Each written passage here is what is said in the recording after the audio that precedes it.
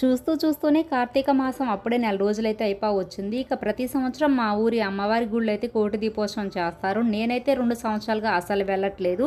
ఇక నిజంగా మనసులో ఎంత గట్టిగా అనుకున్నానంటే ఈ సంవత్సరం వెళ్ళాల్సిందేనని. నిజం చెప్పాలంటే వెళ్ళినాకే తెలిసింది ఎంత గ్రాండ్‌గా అయితే చేస్తారని గుళ్ళోకి ఎంట్రీ అయిన తర్వాత.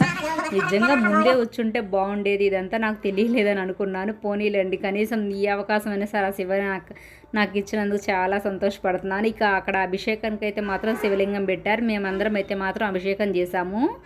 అరేంజ్మెంట్స్ అయితే మాత్రం చాలా బాగా చేశారు. ఆ కైలాసం నుంచే శివపార్వతులు ఇద్దరు దిగొచ్చారా అన్నట్టయితే అనిపించింది. శివనామ స్మరణతో ఆ ప్రదేశం మొత్తం చాలా బాగా అయితే మాత్రం మారుమ్రోగిపోయింది. నిజం చెప్పాలంటే ఆ భక్తి పారవశ్యంతో నా కళ్ళలో నుంచి అయితే మాత్రం నీళ్ళే తిరిగాయి. నిజానికి ఇంకా ఇంకొక నెల ఉంటే బాగుంటుంది కార్తీక మాసం అని నాకైతే మాత్రం అలా అనిపించింది నా మనసుకి. ఇక నాకు శివయ్య అంటే మాత్రం చాలా ఇష్టము. ఇక నేను ఆ నామాన్ని జపించుకుంటూ పూజ అయితే మాత్రం చేశాను.